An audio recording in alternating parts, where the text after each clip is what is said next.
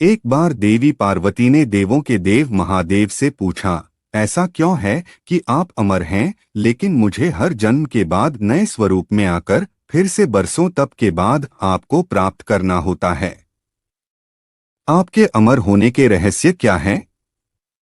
महादेव ने पहले तो देवी पार्वती के उन सवालों का जवाब देना उचित नहीं समझा, लेकिन पार्वती के हठ के कारण कुछ गूढ़ रहस्य उन्हें बताने पड़ा। नमस्कार दोस्तों, स्वागत है आपको हमारी श्री कृष्णा ज्ञान गंगा चैनल पर। शिव महापुराण में मृत्यु से लेकर अमर तक के कई प्रसंग हैं, जिनमें एक साधना से जुड़ी अमर कथा बड़ी रोचक है, जिसे भक्तजन अमरत्व की कथा के रूप में जानते हैं। हर वर्ष हिमालय में अमरनाथ, कैलाश और मानसरोवर तीर्थ स्थलों में लाखों श्रद्धालु पहुंचते हैं। सैकड़ों किमी की पैदल यात्रा करते हैं। पौराणिक मान्यताओं के अनुसार अमरनाथ की गुफा ही वह स्थान है जहां भगवान शिव ने पार्वती को अमर होने के गुप्त रहस्य बताए थे। उस दौरान उन दो ज्योतियों के अलावा कोई तीसरा प्राणी वहां नहीं था। न महादेव का नंदी और न ही उनका नाग, न सिर पे गंगा और न ही गणपति या फिर कार्तिकेय। गुप्त स्थान की तलाश में महादेव ने अपने वाहन नंदी को सबसे पहले छोड़ा। नंदी जिस जगह पर छूटा उसे ही पहलगाम कहा जाने लगा।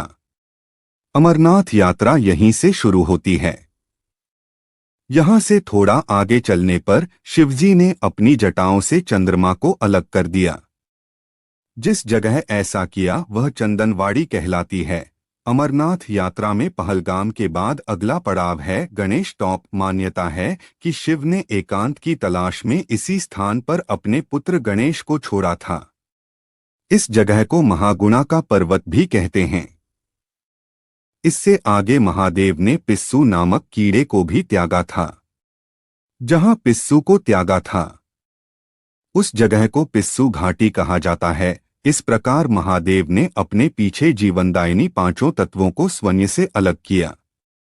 इसके पश्चात पार्वती संग एक गुफा में महादेव ने प्रवेश किया। कोई तीसरा प्राणी यानी कोई व्यक्ति, पशु या पक्षी गुफा के अंदर घुसकर कथा को न सुन सके, इसलिए उन्होंने चारों ओर अग्नि प्रज्वलित कर दी। फिर महादेव ने जीवन के गूढ़ रहस्य की कथा शुरू कर दी।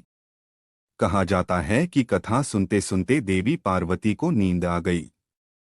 महादेव को यह पता नहीं चला, वह सुनाते रहे। उस समय दो सफेद कबूतर कथा सुन रहे थे और बीच बीच में गूंगू की आवाज निकाल रहे थे।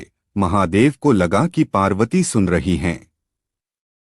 दोनों कबूतर सुनते रहे।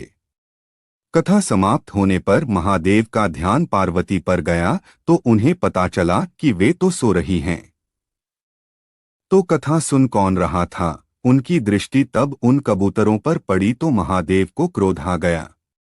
वहीं कबूतर का जोड़ा उनकी शरण में आ गया और बोला, भगवान, हमने आपसे अमर कथा सुनी है। यदि आप हमें मार देंगे तो यह कथा झूठी हो जाएगी। इस पर महादेव ने उन्हें वर दिया कि तुम सदैव इस स्थान पर शिव व पार्वती के प्रतीक की तरह निवास करोगे। अंततः कबूतर का यह जोड़ा अमर हो गया और यह गुफा अमर कथा की साक्षी हो गई। इस तरह इस स्थान का नाम अमरनाथ पड़ा। मान्यता है कि आज भी इन दो कबूतरों के दर्शन भक्तों को होते हैं। यहाँ हर वर्ष इन्हीं दिनों निर्मित होने वाला शिवलिंग किसी आश्चर्य से कम नहीं है। हमारे द्वारा दी गई जानकारी आपको कैसी लगी, हमें कमेंट करके जरूर बताएं। वीडियो को अंत तक देखने के लिए बहुत बहुत धन्यवाद।